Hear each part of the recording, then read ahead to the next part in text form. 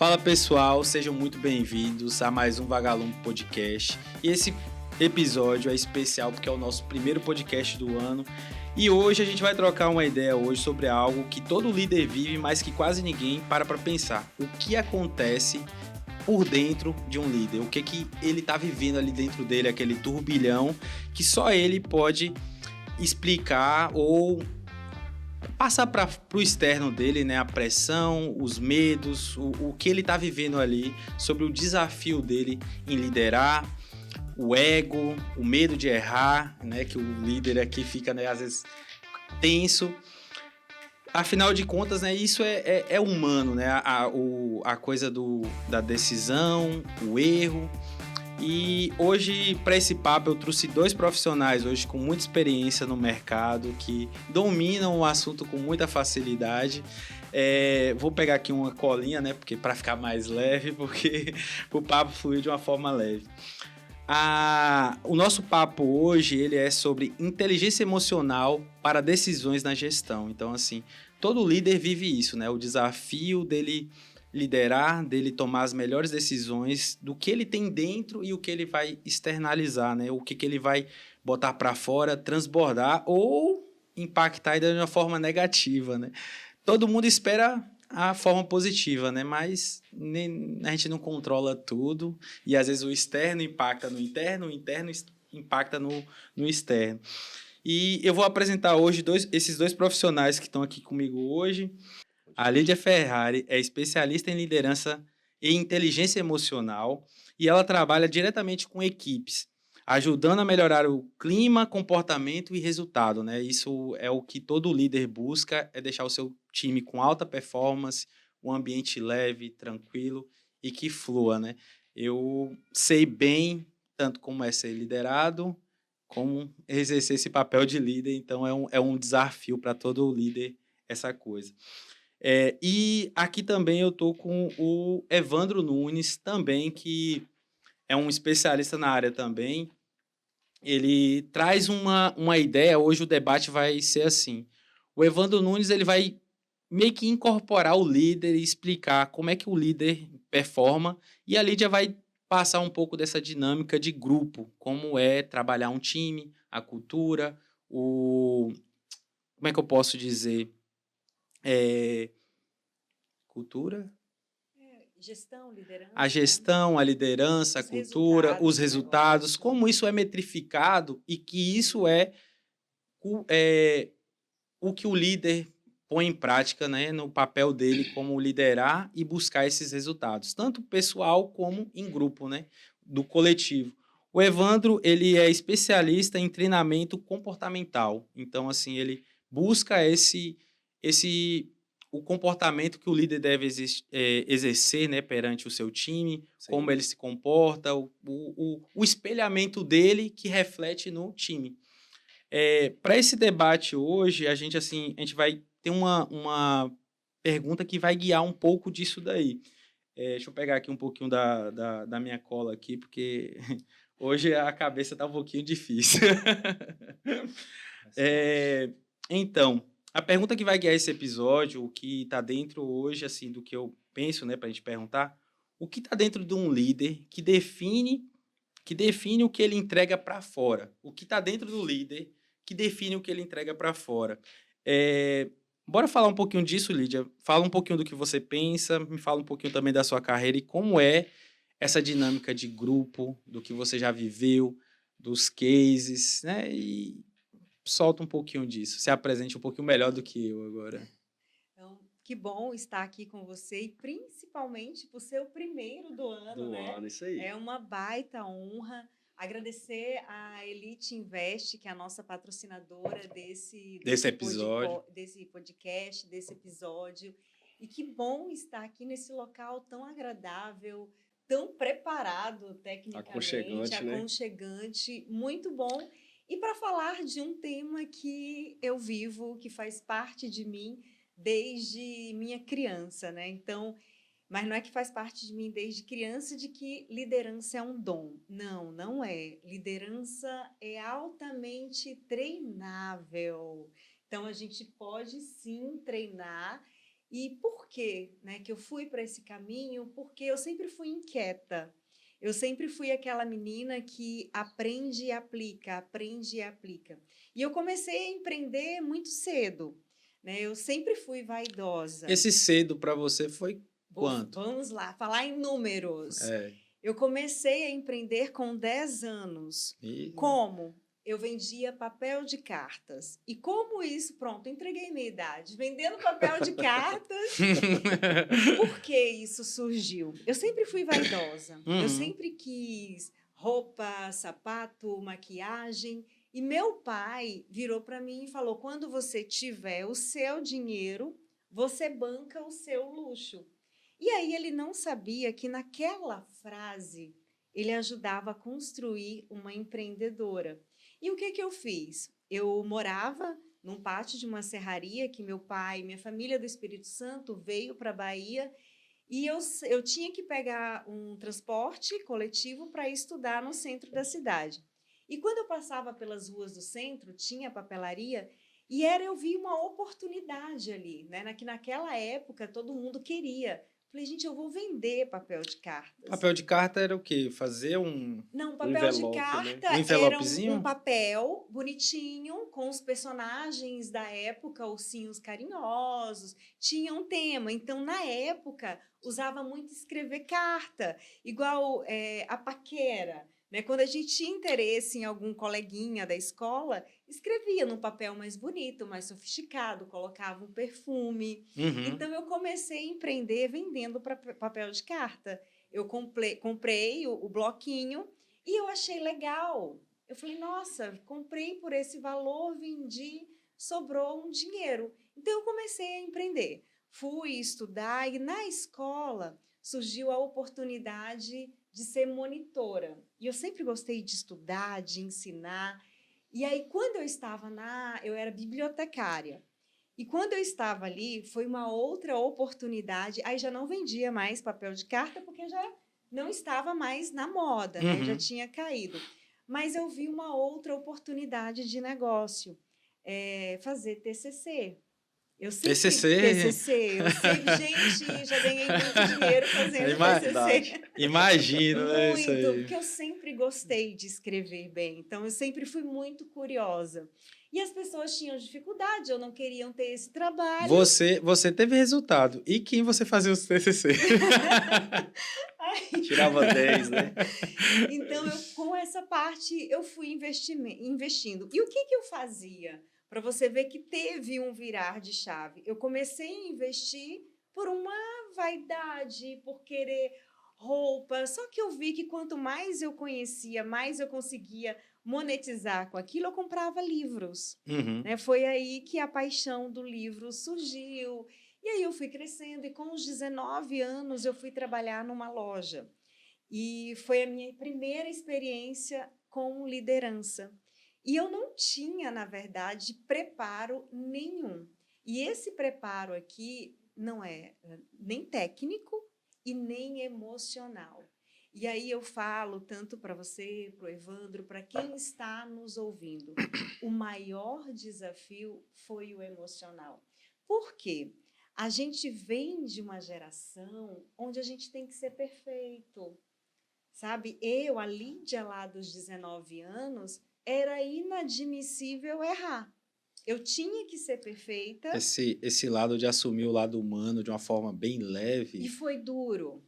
Foi duro, porque, pensa, uma menina com 19 anos que não tinha nem o curso superior ainda, já exerceu um papel de liderança sem poder errar. Então, o chicote foi muito grande para mim. Estralou mais cedo, né? Muito, muito cedo. Então, hoje, nos meus programas de desenvolvimento de liderança, que até o nome é Florescer. Por que o florescer? Para ser leve. Liderar dá para ser leve. É como você está falando, é um florescer, né? É um desenvolvimento ali. Desenvolvimento. Porque o que eu quero levar para as empresas, para os líderes, que não precisa ser árduo, não precisa ser sofrido como foi para mim naquela época. Porque aí eu tive que buscar. Busquei o quê? Primeira parte técnica. Né? Porque, principalmente lá nas décadas de 90, 2000, não se falava muito de competências comportamentais. Era mais a parte técnica. Hoje está muito mais técnico, né? Tipo, os assuntos, o acesso ao conhecimento está muito mais acessível. Muito mais acessível. Então, hoje, os debates, as trocas de ideias são muito mais ricas, né? Até falando assim, a troca. Muito. Nós estamos numa época de ouro para isso. E aí eu me preparei tecnicamente, só que ainda estava capenga. Eu não tinha o preparo emocional. Por quê? Eu não aceitava críticas de jeito nenhum. Eu queria pertencer a todo custo. É complicado, né? Muito. Essa coisa do pertencimento é algo que eu digo assim, muita gente não entende. Às vezes é aquela coisa, eu estou, às vezes sem estar preparado, é empurrado para aquela situação, e aí E hoje, quando eu acolho, quando eu estou diante de um líder assim, eu sei exatamente qual que é a dor, porque eu fui essa pessoa. Eu fui essa pessoa que contratava, principalmente a pedido de pai, família, empreendedorismo e família, dá um outro podcast. Nossa, o filho do meu amigo está precisando de um emprego. Eu contratava aquela pessoa e não demitia a pessoa para não desagradar a família. Então, isso, grandes prejuízos financeiros. Então, quando começou a doer na conta bancária, foi, não, aí precisa mudar. E foi onde eu decidi cuidar do meu emocional para poder ser firme, para tomar decisões. Então, foi muito árduo, mas hoje não precisa ser mais assim. Eu sempre falo, quando eu pego um time de formação de primeira liderança, falo, nossa, meu sonho, com 19 anos, 20 anos, ter acesso a toda essa informação que hoje você tem, que a empresa te dá a partir desta formação. Porque eu aprendi no sofrimento mesmo, era árduo. Parece que essa parte do sofrer, pelo menos assim, o que eu vivo de experiência pessoal, você sofre aquele tipo de pressão ou emoção, aquilo te gera um registro dentro de você, no seu tempo ali de desenvolvimento, e você, a partir daquele momento, você não sofre mais aquilo. Você vai se desenvolvendo, né? E vai vendo que você não sofre mais aquele tipo de coisa. Aquela emoção foi registrada. Tá dentro de você e fala, esse não me faz mais mal. Nessa trajetória sua, você começou cedo, né? O que você falou. Qual foi o ponto, assim, só falando assim, para daqui a pouco eu pular pro Evandro aqui e ele se apresentar. Qual foi o ponto que você falou assim, ó, eu estou nesse cargo, né, nessa posição de liderança, e realmente eu estou precisando buscar esse preparo técnico e emocional? Foi quando eu comecei a sentir, não tem jeito, e essa realidade é até hoje. Foi quando eu comecei a sentir o prejuízo. Só o prejuízo. Quando começou a doer no financeiro. Uma emoção financeira. Foi a dor financeira. E o meu maior erro, como eu não tinha impacto, foi começar a contratar parente e não ter coragem de demitir o parente que me dava prejuízo. Então, quando eu vi que o impacto negativo financeiro no meu negócio estava pesando, falei, preciso tomar uma decisão. E aí foi onde fiz minha preparação, curso de liderança e colocando em prática. E aí mora um outro problema. Porque a gente pensa que quando você é um líder assertivo, quando tem uma liderança humanizada, que é outro equívoco que as pessoas têm, porque um líder humanizado não é passar a mão na cabeça. Ele vai entender que ali tem pessoas, mas que o negócio existe para ter resultados. Sim. Então, quando eu demiti quem era da família, quem era amigo e que não me dava resultado, isso teve um peso para mim lá fora. Um peso tanto na família quanto na sociedade que eu vivia. E aí é onde mora o autoconhecimento. É onde você olha para você e sabe qual é o seu papel e por que você faz aquilo e o que é seu e o que é do outro. Porque Kelvin, Evandro e todos que estão nos ouvindo, meu pior erro como líder foi querer mais do que o outro. quando você quer que o outro cresça, pro outro, né? Quando você quer que o outro desenvolva e o outro não tem essa consciência, aí você está se sabotando. Você perde muito tempo e energia. Então, quando eu conseguir ressignificar isso em mim, colher o que é meu, porque o que acontece na jornada da liderança quando a gente não tem esse conhecimento? Eu falo que a gente anda com a mochila nas costas e a gente só vai colocando peso. Tem hora que ela está com 200 quilos e a gente está assim, envergado, olhando para baixo, que a gente não consegue nem olhar para o negócio, porque a gente carrega peso que não é nosso. Então, assim, líder não é super-herói.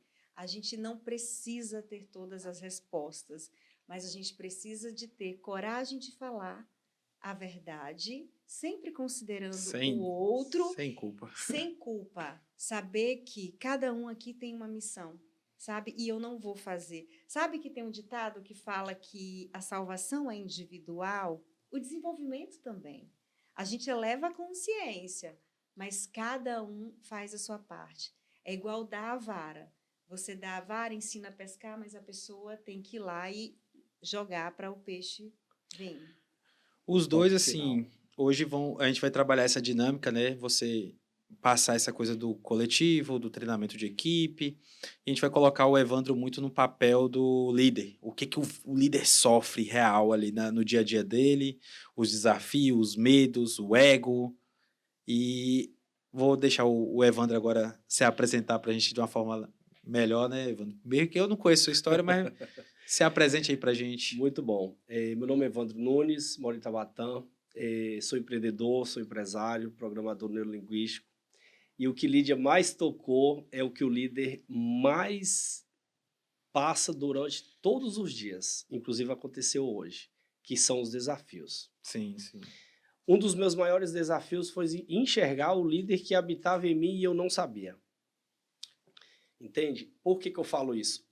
Todos nós temos uma história e todos nós temos uma base. Lídia deixou muito bem claro o que foi a base familiar para ela, né, Lídia? Sim.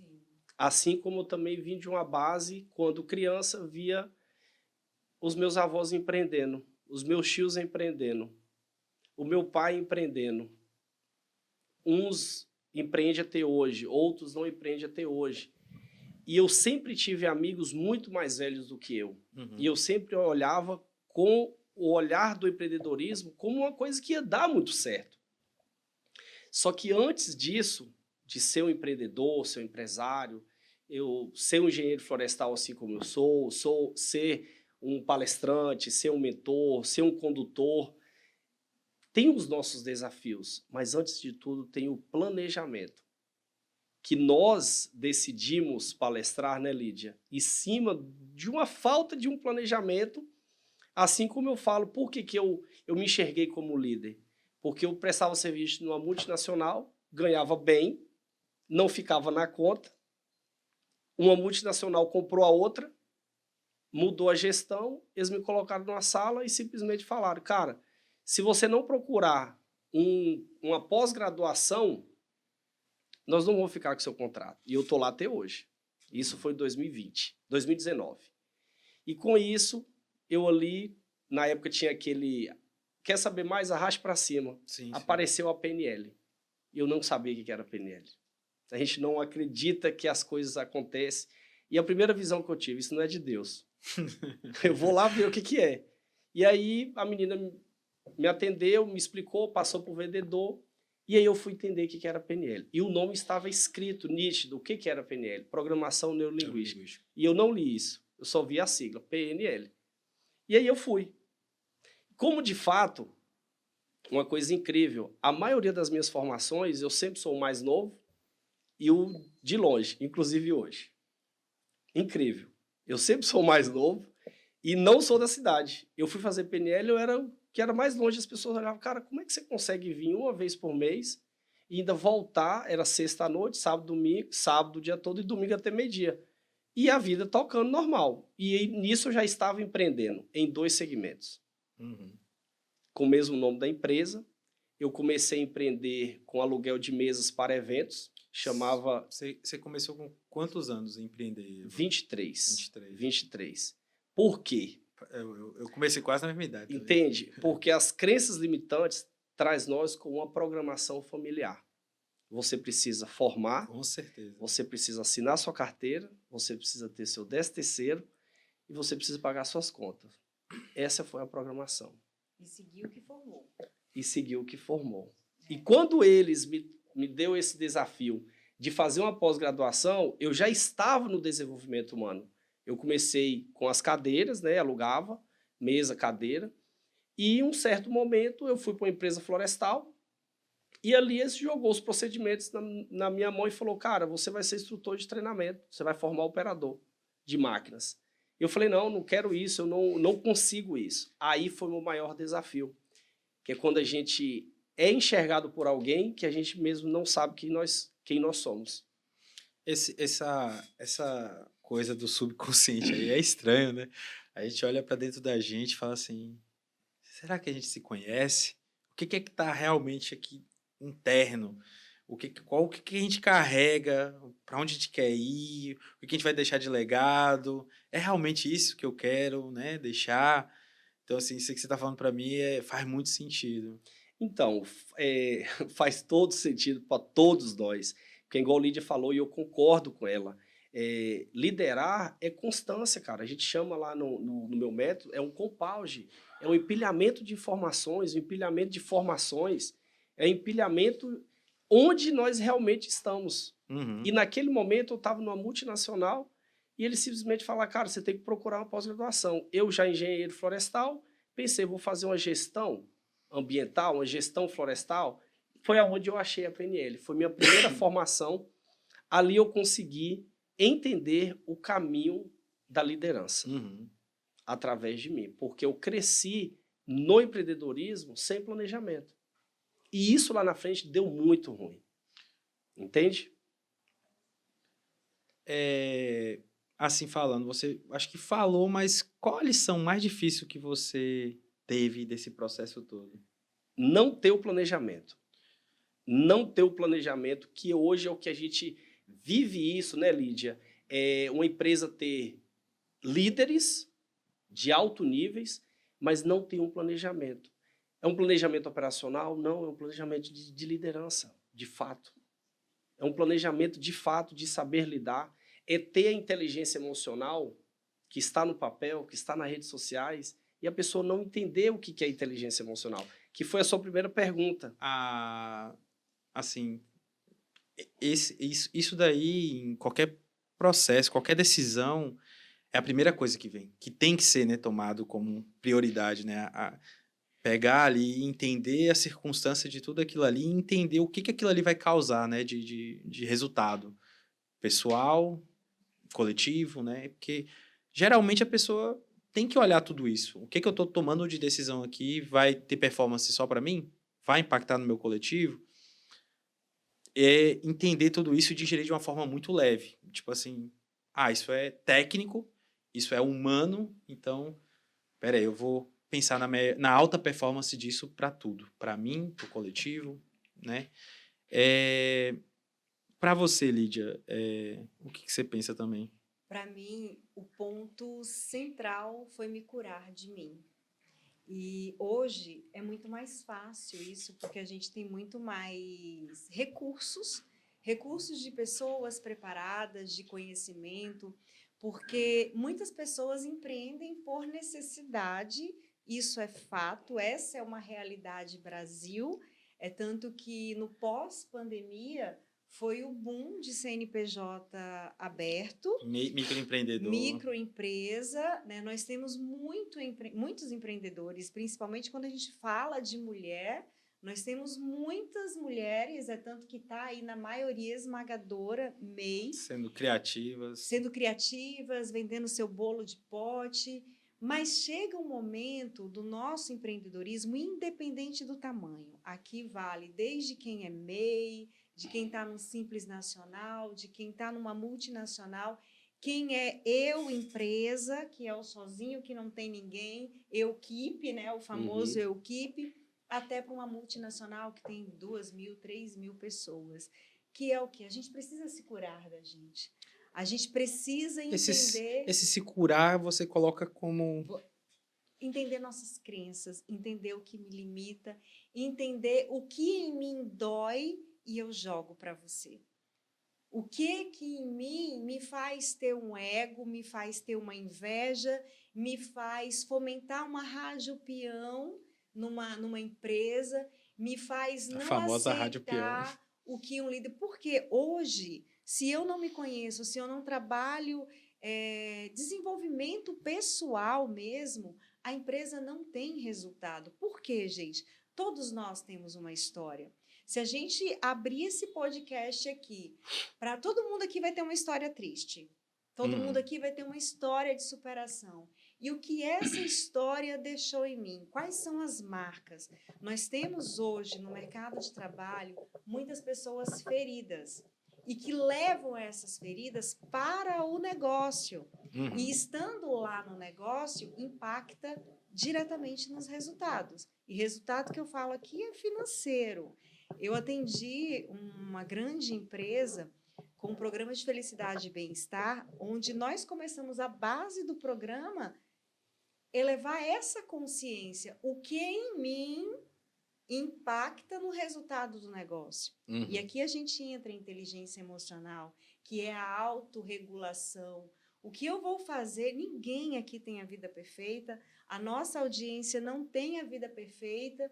E como é que eu vou fazer o que precisa ser feito quando eu tenho um baita desafio? Quando é que eu não vou deixar que o meu mau humor atinja o negócio? Então, isso é autorregulação. Então, eu preciso olhar para isso. E para olhar para isso, é preciso de coragem. Porque eu falo que tem duas coisas duras nessa vida. Duas. Diamante... E autoconhecimento. É duro o autoconhecimento. O autoconhecimento, ele sangra, ele dói. Por quê? A gente vai olhar para a nossa sombra.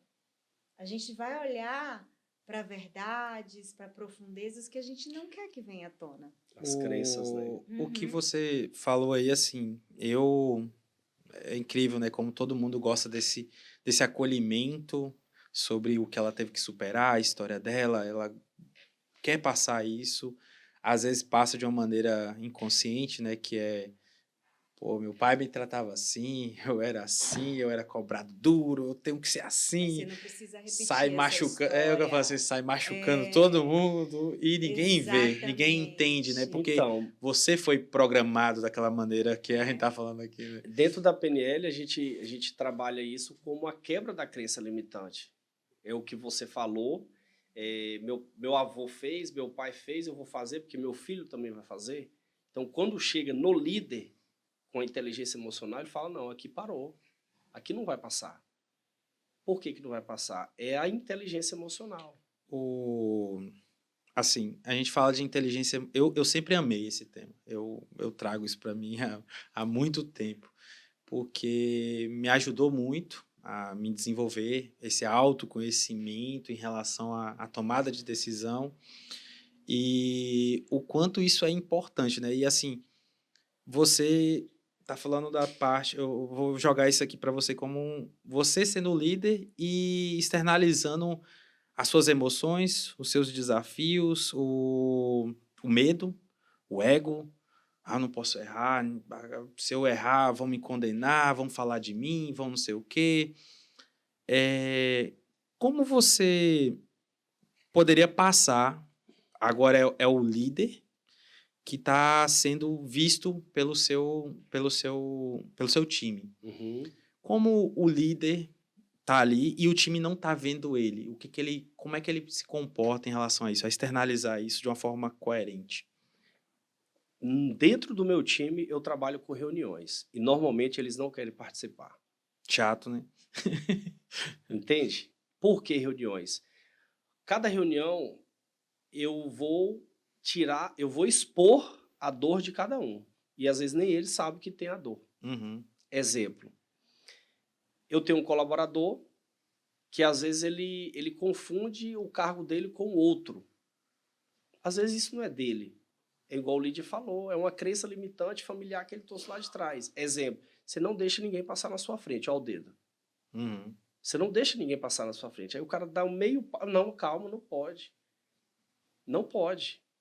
Então, enxergar isso é enxergar o desafio. Se o seu time não está conseguindo enxergar o líder que você tem, quase nítido que o erro está em você. E todos nós passamos por isso, né, Lídia? E aí, o que tem que fazer? Aonde que nos meus treinamentos eu trabalho com dinâmicas de alto impacto. E uma das dinâmicas é o espelho. Eu levo o espelho para dentro da sala de aula. E, normalmente, quando você pega uma pessoa nesse perfil que você está falando, você pega o espelho e fala, olha aqui. Ela não olha. E se olhar, o choro vem. E, normalmente, esse choro está ali agarrado por muitos anos. Porque lá atrás, na infância, como Lídia falou, assim como eu também, se você chorar, você apanha. Se você chorar, você apanha. Engole o choro. Muitos pais falam isso. Entende? Então quando você traz isso para a realidade adulta, eu fui uma criança muito chorona. Eu não entendia porque eu chorava tanto. Mas porque eu tinha muito medo, cara. Eu tinha muito medo. Muito medo, muito medo. E deduções, que dentro da hipnose é o subconsciente. O que meu subconsciente... Curioso com esse negócio da hipnose. O que meu subconsciente diz? É o que condiz de verdade? Porque, de fato, que às vezes o líder ele vai chegando a um ponto que eu tenho uma funcionária que ela compete em algum serviço do marketing que ela mesma também não sabe. E eu chamei ela semana passada e falei, senta aqui. Você sabe que você está competindo com essa pessoa aqui? Não, eu também falei essa palavra muito tempo atrás. Então, a gente acreditar o que o líder está falando é porque tem uma visão diferente. Vou trocar agora a dinâmica para Lídia. Como é que você vê, Lídia, assim, que você tem esse papel, às vezes, de conscientizar, de treinar, trazer uma cultura, uma visão para o time, um comportamento, e o time valorizar o líder que tem? Porque eu vi um resultado que você me passou, né, um case de um banco que eles não tinham a consciência disso, né? E aí você trabalhou, fez o seu treinamento, e isso impactou de uma aprovação de 17% do que eles acreditavam da liderança da empresa para 77%. Isso daí a gente não vai nem dizer o quanto impactou no dinheiro, no caixa.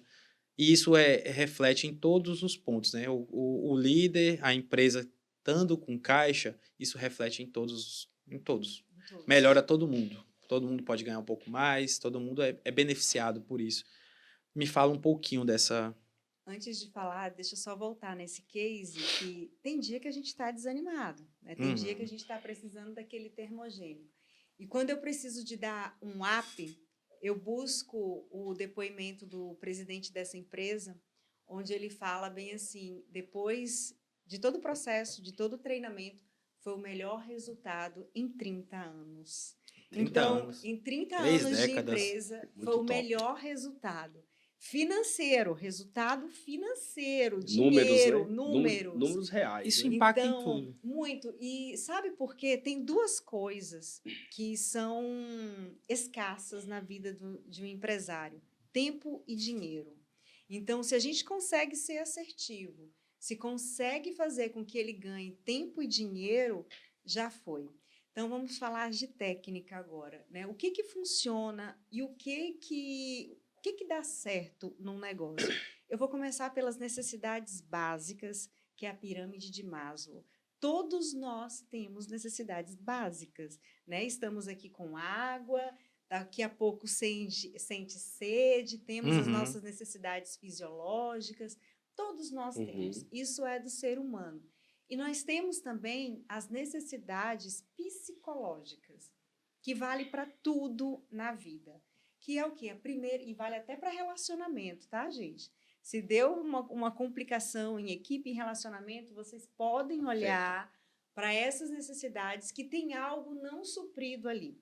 Primeira, qual é? Autonomia. eu tenho autonomia, eu tenho voz e vez dentro da empresa, mas para que isso aconteça, eu preciso de quê? Ter clareza de papéis. Para que eu estou aqui? Qual a minha importância aqui? O que isso agrega para a sociedade? Nós estamos num momento em que as pessoas querem saber por que elas são úteis. O que isso daqui vai fazer uma consciência, uma causa? Né? Essa geração tem que ter uma causa, tem que pertencer a uma causa.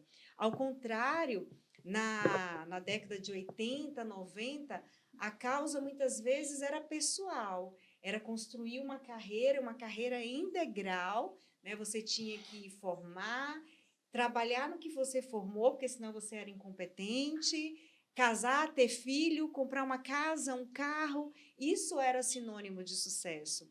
Hoje, claro que ainda existe, mas não é o topo. Não é só isso, não é só dinheiro.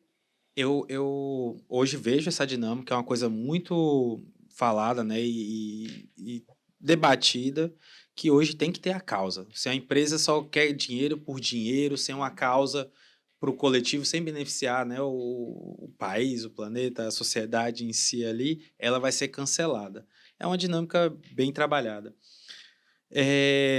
Eu queria perguntar para vocês assim hoje, assim falando de uma forma mais resumida, como lidar, vou falar primeiro com o Evandro, como lidar com a questão do quando o problema realmente é o líder, o ego, a tomada de decisão errada, ou a pressão, o que atrapalhou ele ali a chegar naquilo e ele converte aquilo tudo pro time, né? Ele não foi preparado e aí o ego às vezes é muito grande e ele não aceita isso. É o que mais tem, né, Lid?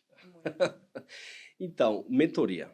Mentoria no 1 a 1, entende? Porque assim, hoje nós falamos o que é líder. Todos nós somos líderes, eu costumo dizer isso nos meus treinamentos. Se eu sou casado, eu tenho filho, eu tenho uma família, eu sou um líder. Se eu tenho uma empresa com um funcionário, eu sou um líder. E se eu tenho uma empresa com 1000 funcionários? Eu sou líder da mesma forma. É o mesmo peso? Não, não é o mesmo peso, mas eu se torno líder da mesma forma. Então, quando o líder ele não está conseguindo ele enxergar, é como Lídia falou, como eu falei. Todos nós chegamos a esse ponto de falar, cara, aonde eu estou errando? Eu costumo dizer que a gente bate no teto. E quando a gente bate no teto, a gente tem que procurar alguma coisa. Entendeu? Ou a gente bate no teto por uma necessidade, Lídia acabou de dizer, pode ser uma necessidade familiar, eu tenho que pertencer a alguma coisa. E só complementando a sua fala, no caso, esses valores, isso vem de lá, né, da família, né, e que reflete cá. Entende? É aquele ditado, quem é você? Reflete nas pessoas que você está convivendo. E eu estava ali naquele momento e eu fui desafiado, eu cheguei no teto. Cara, beleza, você está formando operador, é legal, os outros treinamentos operacionais, ok, agora a gente precisa de um pouco mais. E quando eu fui, esse um pouco mais, eu bebi de toda a água da PNL de fato. E foi avançando. Chegou um ponto que eu falei, quero mais. É o que você está acabando de dizer. Eu via que aquele momento ali já não estava legal. Eu fui para outra formação. Então, eu fui para a formação de palestrante e mentor comportamental. Exerci. Coloquei meu método em prática, que ficava só no papel. Estamos indo para a 6ª edição esse mês. E usei isso e falei, cara, tá pouco. Quero um pouco mais. Fui batendo no teto de todas as formações. E fiz a hipnoterapia. Parei aí? Não parei aí. Porque a partir do momento que você encontra a realidade do líder que você sai de um funcionário para 2, sai de 1000 para 2000. Você começa a enxergar o líder que está ao seu redor. E eles entregar muito mais do que eles já entregam. Então, o maior desafio é enxergar que você realmente não está entregando resultado. E procurar uma mentoria no 1 a 1. Que quando você buscar conhecimento. E com humildade. Porque se a gente não tiver humildade para reconhecer, eu falo que é se permitir ser um chão fértil, um terreno fértil. Porque quando a gente não tem humildade, é como se eu tentasse plantar algo nessa mesa. Aqui nada nasce, né? Aqui nada floresce. E eu percebo que o convívio da sociedade, a evolução da sociedade, ela está desafiadora pela falta de humildade. Eu queria falar de algo muito atual hoje. Eu queria ver como vocês... Posso completar essa fala? Pode sim. Nos meus treinamentos, eu costumo dizer o seguinte: tem alguém que frequenta a igreja, tem alguém que vai à igreja com muita frequência? Sempre tem um. Aí um levanta a mão. Por que você vai para a igreja? Aí ele fala, porque eu quero procurar a palavra de Deus. Cara, mas por que você não vai uma vez só? Você vai ouvir a palavra. E quem conhece sabe que todo culto ou toda missa é uma palavra diferente. Uhum. A mesma coisa a liderança. Se fosse somente um, estava fácil. Então, sempre a gente tem que estar em constância e evolução. Então, quando Lídia trouxe a questão da humildade, ir de fato com o coração aberto, ir de fato com a mente próspera para poder aprender e multiplicar. Porque nós estamos rodeados de vários profissionais que aprenderam muito, estudaram muito. Vamos colocar em prática? Aí o medo vem. Aí tem ferramentas que a gente consegue enxergar por que o medo foi implantado. A coisa mais assim desafiadora para o líder e para as pessoas é o medo mesmo. Eu falo isso por desafio pessoal, por minha própria jornada, minha própria história. E o medo assim foi algo que eu sempre entendi. É frio na barriga, vai do jeito que tem que ir. Vá, nem que vá, arrisque tudo, mas vá com medo. Senão, você não chega lá. Aí, supera a emoção, supera o medo, supera o desafio. Mas uma coisa que eu queria perguntar, bem assim, qual o desafio hoje do líder moderno em relação a essa geração de hoje? Que a gente fala sobre o que a gente recebe em casa, e hoje a gente vê uma geração sem tanta atenção, sem tanto uma criação que realmente de valor, que ele pega os valores dos pais, dos familiares e realmente leva isso e imprime isso no trabalho, na escola, na sociedade. Ser humilde em escutar. Ser humilde em escutar. Nossa geração não quer escutar. Eu não sei se eu acertei assim na pergunta específica. Tá ótimo. Mas é o meu desafio hoje que eu falo é dessa geração mais nova. E a diferença de gerações. Por exemplo, assim, a gente tem, eu não sei falar se é milênio atual hoje. Mas a gente vê que tem muito ruído de valores, de comportamento, de o que realmente fez uma geração que realmente conquistava, que não tinha medo dos desafios, que evoluía. E hoje a gente está vendo uma geração que tem muito medo, muita ansiedade, muito ruído, e ela não performa, ela trava, ela não sabe fazer nada. Eu digo isso por muita coisa que eu vejo hoje, e eu estou fazendo questão de falar assim, olha, eu vou te ensinar pela primeira vez isso real, para depois eu te cobrar, porque eu não sei se você foi ensinado isso. Você dirige? Dirijo. Desde quantos anos? Desde os 17, quando um líder, que foi um chefe meu, me treinou, me ensinou. Meu pai me ensinou a dirigir, eu tinha 14 anos. Eu ensinei meu irmão com 14. Tem alguma semelhança? Tem. Uma boa base faz uma boa base. E meu filho está aí no mesmo caminho, o mais velho. Entende como é que eu estou falando? Então, assim, a gente tem uma geração que não quer escutar de fato. Né? Tá. Mas por quê? Tampado. Exato. Porque às vezes os próprios pais, eu sou pai, os próprios pais se bloqueiam e falam, não, a responsabilidade é sua, ele está dentro da sua escola. Eu estou te pagando para você ensinar meu filho. E na minha época era assim, se ele não fazer, eu venho aqui e bato nele aqui dentro da escola. Era diferente. Não era? Era assim, Lídia? Sim. Entende? A média. Aí tem outra forma do que eu falo que é líder. Meu pai foi caminhoneiro. Aposentou, parou. Ele com 17 anos, ele me ensinou a dirigir. A primeira fala dele, eu não quero que você seja motorista. E minha primeira pergunta, pai, por que você está me ensinando? Para você saber fazer alguma coisa. E hoje, na nossa atualidade, nos mundos que nós estamos vivendo, nós estamos com medo de ensinar os nossos filhos. Entende? Consegue compreender? Eu só fiz comparações claras, vivas. O quanto hoje, assim, falando também... Eu queria que Lídia também falasse essa coisa, porque além de ser líder, é mãe. A gente vê um outro âmbito, né? Que a mãe é muito mais zelosa, é muito mais... cuida mais, né, protege mais. Então, qual a sua visão sobre... Você tem uma novinha, né? Adolescente. Uma pré-adolescente. Pré-adolescente. Como você enxerga isso? Do que eu tô Eu falo que eu me vejo quase como uma geração Z. Eu trabalho com muitos líderes que lidam com a geração Z e eu vou um pouco na contramão do que foi discutido.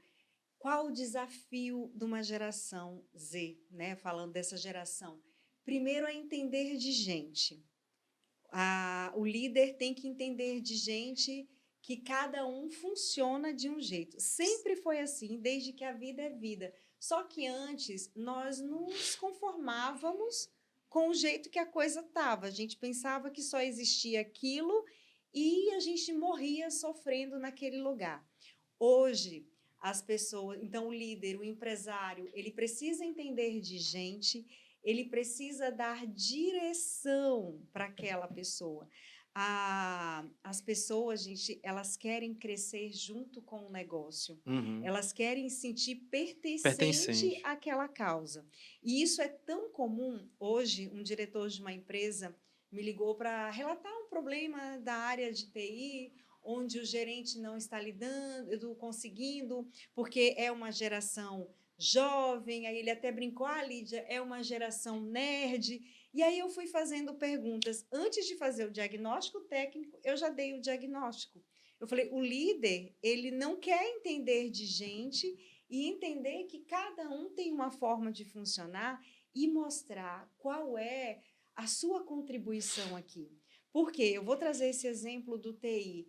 Ele não é só um TI ali. Ele não faz o sistema apenas funcionar. Ele tem algo muito mais. Ele é sobre gente. Então, cada vez mais, se a gente não entender de gente, se a gente não souber lidar com gente, direcionar, vai ficar extremamente desafiador.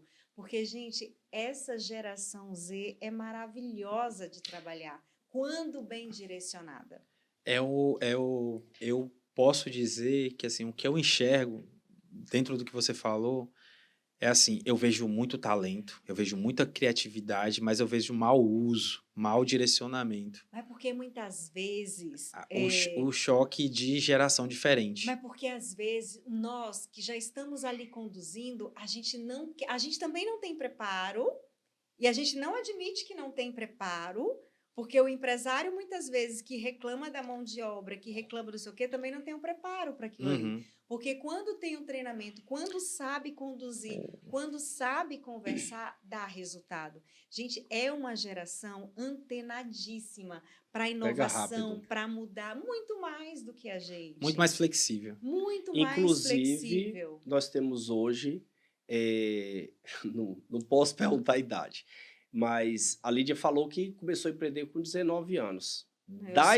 Eu sou uma jovem menina de 45 anos. Pronto, ela falou a idade. Da idade dela, quantas pessoas começam a empreender com 19? Pouquíssimas. Hoje, com 20, já tem pessoas batendo seu primeiro milhão. Entende? É mais ou menos o que... Criatividade da geração, Sim, né? Exato. Nós temos um problema seríssimo com as telas. Só que as telas também entregam muitas ferramentas positivas. A tecnologia está vindo muito rápido. Hoje, falando de jogar uma outra pergunta para os dois lados, se vocês fossem pegar hoje a importância do feedback, tanto do líder quanto do time, o que você colocaria de mais importante do ponto do líder, o quanto ele impacta com feedback, com a cobrança, o colaborador foi assertivo ali, ele, olha, você acertou nisso, no direcionamento. Como você vê a importância disso no ambiente de trabalho? O feedback, ele traz dados, ele traz informações. Se eu direciono uma atividade... Eu digo assim, falando até do... que tem muita gente que tem medo disso. Muito líder que tem medo, não solta um feedback. Às vezes ele não motiva o colaborador dele. Então, assim, como você enxerga dessa forma? Às vezes eu pontuei, mas não falei esse lado do medo e da falta, às vezes, né, de um feedback para motivar, para incentivar um time. Então, é um assunto tão complexo falar sobre inteligência emocional que eu vou voltar lá no início agora. Às vezes é um ponto que às vezes a pessoa tem no emocional. Não, eu não vou dar esse feedback porque eu tenho medo do julgamento. Uhum. E às vezes o medo do julgamento traz com que a pessoa ela não entregue resultado, ela simplesmente faz. E aí é onde que tem um líder que às vezes ele também não gosta de feedback e vai lá e ver de fato com os próprios olhos para ver se de fato aconteceu aquela atividade, aquela produção ou aquele exercício. Né? Eu vou te passar um exercício aqui, eu quero que você faça. Bora colocar aí uma academia, por exemplo. Uhum. Às vezes o personal, se ele sair de perto, não faz. E aí pergunta, você fez o exercício? Sim, eu fiz. E de fato que não fez. Então, a importância do feedback, antes do feedback, eu costumo ensinar a importância dele. O que é um feedback de verdade? O que significa o feedback? Vou te ensinar o feedback, vamos fazer um teste agora, vamos fazer uma devolutiva. Vamos lá, a partir de hoje eu preciso dessa informação. A Lídia falou em 75%, mas como que ela chegou nesse número? Com a importância de alto extremo do feedback. Independente se a empresa é de 1 funcionário ou de 1.000 funcionários, entende? Então, antes do feedback, nós líderes temos o dever de casa de ensinar para o colaborador o que é um feedback. Uhum. Porque, às vezes, dentro de casa não é usada essa palavra, palavra bonita. É uma conversa. Para tudo, né? Para tudo na vida. Entende? Eu até falo que um líder que não tem conversas difíceis todos os dias não exerce bem o seu papel. E todos nós precisamos desse retorno, dessa fala, porque nós temos essa necessidade de saber, e aí voltando lá para as necessidades psicológicas, é o pertencimento, é saber se eu estou crescendo, se eu estou evoluindo.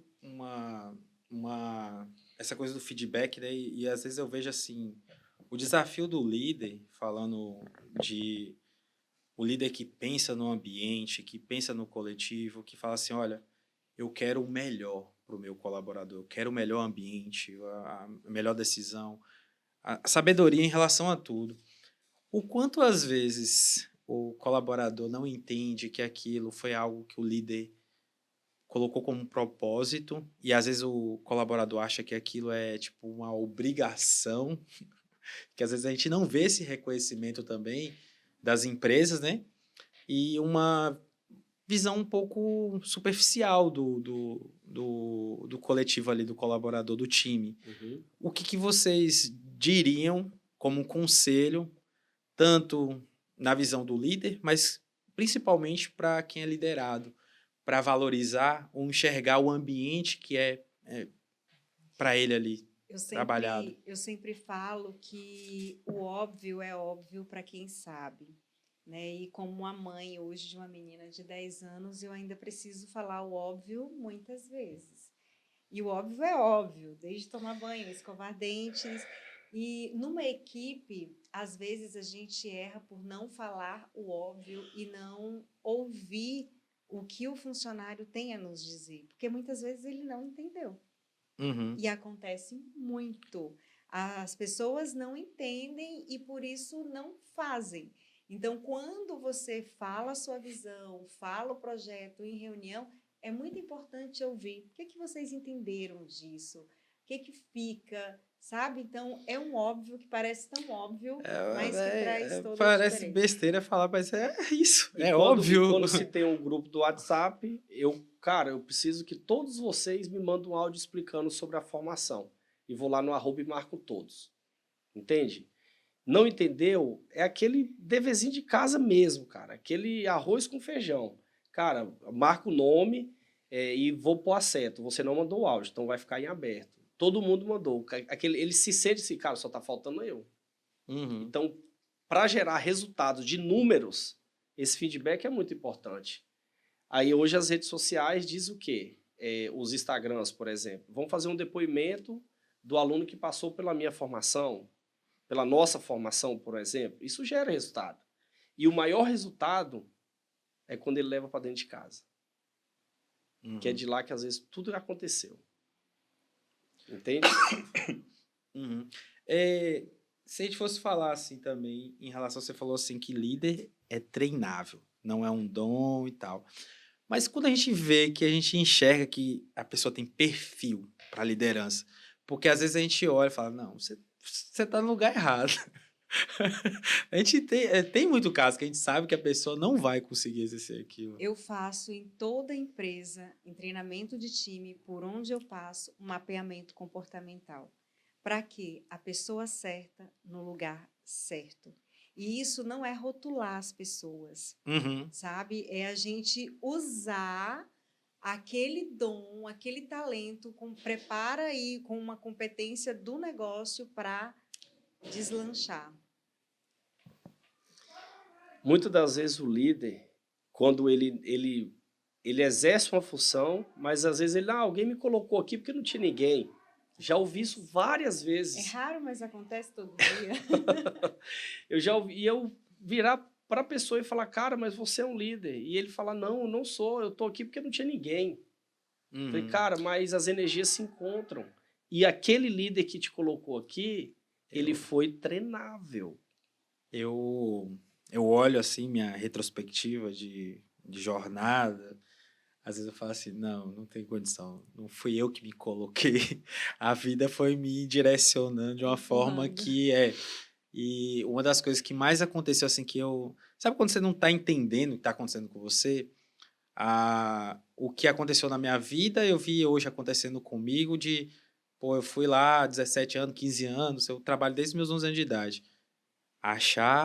Ir numa loja e tal. Eu quero... pode ser na oficina ali mecânica, que eles pais antigamente, né? Ou vai pra obra, vai pra não sei aonde, vai ser vendedor. Só não podia ficar parado. Não podia ficar em casa olhando pro teto. E hoje eu ver adolescentes me procurando, tipo assim, Kelvin, é você, pô. Eles estão querendo trabalhar com você. Tipo assim, a responsabilidade que você assume, igual ter um filho. Do nada você fala, agora eu sou pai. A responsabilidade mudou. Você acabou de dizer parte do que é um líder. Você está esperando isso neles. Entende? Mas eu não programei, eu não pensei, eu não anotei em lugar nenhum e as pessoas estão me procurando. A mesma coisa. Hoje eu recebi 2 WhatsApp do mesmo assunto e 2 pessoas falaram, posso passar seu contato? 2 pessoas falou do mesmo assunto sem saber e eu falei, pode passar. Então, quer dizer, quem está do outro lado recebeu meu contato por 2 pessoas. Entende? É aquilo que você transmite. E se você está transmitindo e isso está sendo natural, pode olhar para dentro, que vai aparecer muitas pessoas. Entende? Hoje como vocês veem hoje, assim, o mercado mesmo e esses líderes tão bem da cabeça, tão bem emocionalmente falando? Tem uma porcentagem aí que vocês poderiam falar assim, olha, 50% dos líderes estão doentes psicologicamente por causa do peso, da responsabilidade, dos medos, da ansiedade... Coisas que ele coloca na própria mochilinha dele, vai ficando pesado demais. Ou quando ele também fala, não, deixa eu tirar isso aqui. O que vocês poderiam falar do mercado, tanto um quanto o outro? Para falar do presente, eu preciso olhar para o passado. Nós viemos de um passado, qual a história do homem? Primata. A gente vivia para crescer, reproduzir, morrer, a lei da selva. Quando vinha um animal, a gente se protegia e foi evoluindo. Tivemos as nossas revoluções longas, revolução agrícola, aí acontece outra revolução, aí vem a energia, as faculdades, revolução industrial. Demorava muito para ter uma revolução. Agora, a nossa média é de que a cada 10 anos teremos uma grande revolução. A próxima revolução está prevista para 2030. O que acontece? O nosso cérebro não está preparado para tanta mudança. O maior desafio desse momento, dessa era, não é o tecnológico, é o psicológico. Nunca teve tanta necessidade da gente se conhecer, da gente saber porque está aqui, porque faz o que faz, porque, e eu não vou falar que é culpa do líder que não está preparado, é culpa do negócio, não. O mundo acelerou de uma medida que nós, biologicamente, não estamos preparados. Nós não fomos configurados para isso. Então, chegou um momento da gente priorizar, da gente focar. A gente vai ter que ter mais coragem para dizer não, porque nem tudo é para a gente, porque a gente não aguenta mais, sabe? A gente não tem mais espaço para isso.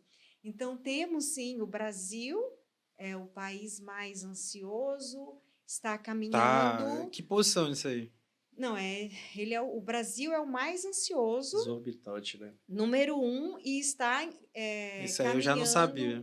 Está caminhando para ser o mais depressivo. É o segundo país mais depressivo. Por quê? Um alerta, O que leva nós brasileiros? Vamos falar agora como sociedade. Como nós estamos vivendo como sociedade? Eu estou desligando, aí eu volto nas necessidades básicas, eu estou descansando, porque a gente ficar o tempo inteiro acelerado, eu não vou ter tempo para descansar, para repousar, e o descanso ele faz parte de uma performance. Quando um líder erra, é porque ele acha que parar é perder tempo. Ele quer agir no impulso o tempo inteiro. É como se nós estivéssemos numa corrida de ratos e se eu não correr, eu vou ficar para trás, eu vou ser atropelado. E aí vem ansiedade, vem depressão, é uma comparação absurda e muitas vezes uma comparação errada. Então, o grande desafio dessa era é o desafio psicológico. Por quê? As mudanças são aceleradíssimas e o grande convite agora é a gente nos acolher, entender que nós somos humanos. Eu sou humano, eu posso sentir medo. Falar, Lídia, você tem medo dessa mudança acelerada? Porque nós estamos num mundo VUCA, né? Que é um mundo volátil, um mundo incerto, um mundo hoje... Muitas incertezas. Não existe uma verdade absoluta e o que eu vou fazer para me sentir inteira nesse mundo? Né? O que eu estou fazendo para cuidar de mim? Então, por isso que hoje a gente fala, existe um momento, não é um momento retrógrado, mas é de olhar o que eu deixei de fazer, o que eu deixei de valorizar, né? Que é o descanso, que é o momento. Quantas vezes a gente vai para um show, a gente sai para conversar e está todo mundo no WhatsApp olhando o que está acontecendo em outro lugar. Não estão vivendo, né? Não está vivendo o tempo presente. E a gente pensa que isso não influencia, mas influencia. Eu tenho uma palavra que eu uso, assim, que é isso que você está falando. Eu não coloco como presente, eu coloquei isso na minha profissão como se fosse minha alta performance. É plenitude. Sim. Plenitude emocional, plenitude de capacidade técnica, humana, todas. Então, ali, se eu estou pleno, que eu posso não estar tão capacitado agora, mas eu sou humano de me perdoar. Sim. Então, ali eu estou em alta performance. Eu vou me preparar para o próximo, de uma forma humana, respeitando o meu processo. Sem falar assim, sem essa comparação. Às vezes, até essa comparação de uma forma técnica e humana vai fazer bem. Mas ele vai conseguir ver que fala, eu preciso melhorar naquilo. Mas não falar assim, nossa, eu não consigo, fulano, não sei o quê, eu estou aqui atrás. Aí vira essa corrida do rato, burra, sem... E o tempo inteiro. É. E aí a gente precisa priorizar, sabe? Saber o que é para mim, o que eu quero. E a gente não vai ter tudo, sabe? E é entender que essa escolha, que esse caminho... é para o meu negócio, eu vou fazer outra coisa, gente, que eu tenho percebido que se perdeu muito, é o celebrar. Inclusive, quando a gente terminar esse podcast, a gente tem que celebrar, sim, sabe? sim. Porque que bom, nós estamos aqui, o primeiro podcast do ano. E esse já foi bem importante. Sim. Esse já vai impactar no meu pesado, ano já. né? Já impacta, porque às vezes é tão óbvio o resultado, eu tenho que produzir o tempo inteiro. Se eu descanso, eu sou cobrada, por isso que a gente não celebra. A gente acha que é mais do que obrigação fazer esse podcast. Não, a gente tem que celebrar. A ideia desse podcast é muito de você colaborar. Tipo, às vezes a pessoa fala assim, mas pra quê? Se eu não consigo externalizar valores, ideias, coisas boas pro externo, né, para mais pessoas, como é que isso vai impactar? Você vai ficar só com você? Exato. Você trouxe duas palavras, uma foi bem rápido, que foi numa metáfora que você falou, que foi a questão do perdão. Você falou da dor e você falou do perdão. Eu cheguei no cliente e ele falou assim, qual o seu trabalho? Ele não me conhecia. Eu falei assim, eu vou te fazer uma pergunta e eu te falo o meu trabalho. Qual é a sua dor? Ele falou assim, eu faturo muito, faturo bem, mas eu tenho um problema de horário, eu tenho um problema de um funcionário, ele entra e sai, às vezes eu nem sei, porque é o meu setor responsável. E aí eu falei sim. Aí eu fui explicar para ele qual era o meu trabalho e o que eu fechei com ele. Um treinamento comportamental e logo após um atendimento 1 a 1 com todos os colaboradores dele. Que foi o que Lídia trouxe sobre o número que ela trouxe.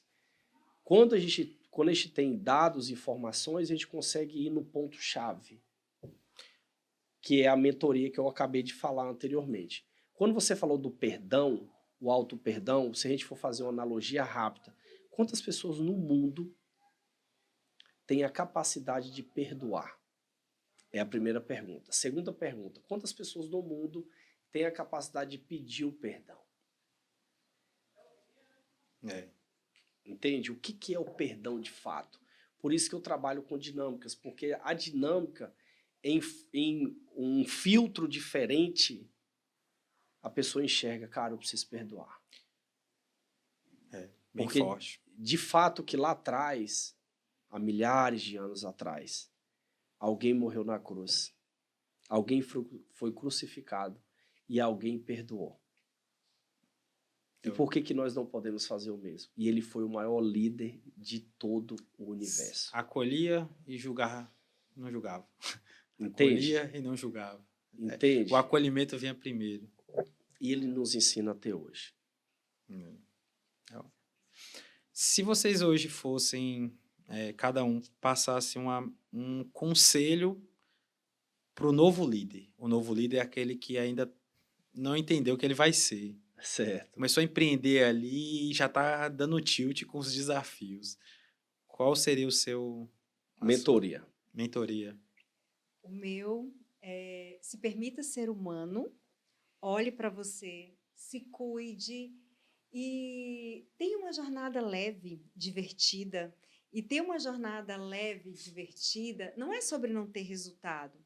Eu sou uma pessoa que eu tenho que medir tudo, tem que ter resultado, mas precisa ser leve, precisa ser divertido. E eu até diria mais, resgata a sua criança. Eu falo que a Lídia menina, ela está sempre comigo.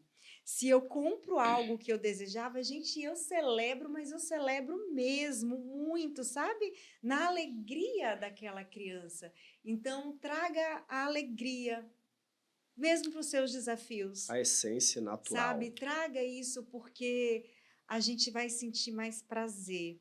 Porque o mundo, ele está cada vez mais desafiador e mais acelerado. Então, a gente precisa trazer essa essência. Eu não faço treinamento, não, mas eu vou pular aqui, fugir a regra um pouquinho.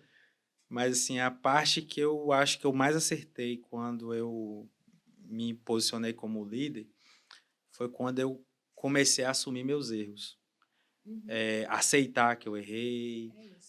Falar assim, chegar um cliente e falar assim, não, eu errei. De uma forma humana e falar, não, bora. A punição que tiver disso, eu vou assumir, vou evoluir com isso. Então, muitas das vezes, o líder ele não está assumindo o erro dele, ele não está tendo esse papel, e entender que isso é natural, isso é normal. Ele fica ali com o ego, com uma coisa, tentando omitir ou esconder. E isso tem algum reflexo, né? Sim. Então... E quando a gente aceita isso, quando permite ser vulnerável e a entender que é da natureza humana. O quanto... Agora uma pergunta bem interessante também. O quanto vocês acham interessante ou arriscado expor as suas vulnerabilidades como líder? E aí, vamos primeiro começando o que é vulnerabilidade. Tem uma frase que eu gosto muito que é o seguinte: não sangue em tanque de tubarões. É inteligente isso aí. Muito. Porque quando a gente fala de vulnerabilidade, não é você chegar e chorar diante do time e falar bem assim, olha, os boletos estão tudo sem pagar, não é isso. Isso você não vai transmitir confiança nenhuma para a sua equipe. A vulnerabilidade é, sim, reconhecer que você não é um super-herói, reconhecer que você não tem todas as respostas, mas dentro da vulnerabilidade é o seguinte, tudo pode, mas nem tudo convém. Sim. É a mesma coisa, muito. Eu falo isso para todos os líderes que eu atendo. Não sangue em tanque de tubarão. Nem sempre você pode falar tudo. Por isso que muitas vezes falam, nossa, é tão solitário ser líder, porque de fato é. Porque nem tudo você pode compartilhar. E nem todas as pessoas estão preparadas para ouvir. E um ponto importante, só completando a fala, a pessoa, quando você trouxe, é interessante falar da história real, depende do local.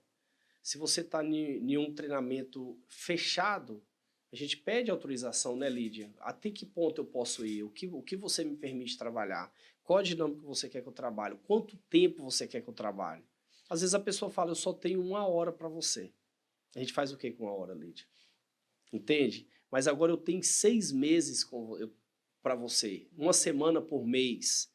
Ali, a depender do conteúdo que você traz para uma tela, aí de fato que você tem que contar a sua história real. Principalmente quando se trata da criança, do estado emocional, do pai, da mãe. É muito forte, cara. Tem pessoas que estão ali sentadas, se você não tiver um filtro muito bem elaborado, ele não tem a mãe mais presente. Não tem o pai presente. Então, a depender de como você trata aí a sua história, você vai impactar. E muito. Agora, a depender de qual for a contratação, não faz sentido. Entende? Então, é uma balança. Vamos partir para qual princípio? Ler cenário. A gente roda, mas a tal da inteligência emocional fica ali em primeiro, né, como base fundamental para o líder, porque assim, o processo do líder é tão solitário que se ele não tá com a cabeça boa, ele realmente... E um erro muito grave que muitos líderes cometem quando a gente fala de inteligência emocional, pensa que é não sentir. Um líder vai sentir raiva e tem que sentir raiva. E quando sentir, principalmente essas emoções que chama-se de valência negativa, todas importam. A raiva importa, o medo importa. Grandes ações, grandes decisões eu tomei na minha vida a partir de raiva. Não no momento da raiva, mas depois. O gatilho. Entende? Perceber, entender onde feria, qual valor me feria para eu sentir aquela raiva. A emoção de valência negativa, ela nos move, assim como o medo nos mantém vivos. Então, todas importam. Eu gosto da natureza. A natureza, ou você é esperto, fica ligado em tudo, ou você, né, vai ser predado, vai ser uma presa. Ou você tá ligado, ou você vai ser uma presa. É muito impactante essa coisa do estar bem, né, emocionalmente. E esse papo, ele rendeu muita coisa boa. Verdade. Eu acho que vou ter que fazer mais uns 3 aí, para ver se a gente consegue. Estamos prontos. Sei que esse papo foi muito enriquecedor para quem é líder, para para quem é liderado. Então, assim, saber como é que é o ambiente dele, dar valor para o ambiente dele, para o líder dele. O líder também olhar o seu time e também trabalhar para tudo isso, para performance, né? Saber que um time feliz realmente vai trabalhar, né, em alta performance, vai render mais e isso reflete em tudo. Queria agradecer vocês muito pelo tempo de vocês, por essa colaboração aqui. Muito Sei bom. Que agora eu sou um líder melhor. Depois desse bate-papo, mas claro, tem muita coisa para aprender. Posso fazer um treinamento com os dois aí para desenvolver isso. Queria agradecer o parceiro de hoje, a Elite Invest, que também deu um apoio aí para nossa parceria desse conteúdo hoje, que foi muito legal. Paloma que está nos assistindo, um alô aí para ela. Obrigadão pela parceria. Só agradecer mesmo, gente. E esse foi mais um Vagalume Podcast com Lídia Ferrari. Lídia, como é que tá seu arroba lá no... Estou em todas as redes sociais e por influência da minha filha estou no TikTok. Bacana. E você, Evandro, como é que tá seus... @Evandro Nunes 1. Instagram. @Evandro1. Isso. Para quem quiser segui-los e ter mais conteúdo como esse, que vai colaborar e vai te ajudar, né, em um ambiente de trabalho e na vida, porque não é só no ambiente de trabalho.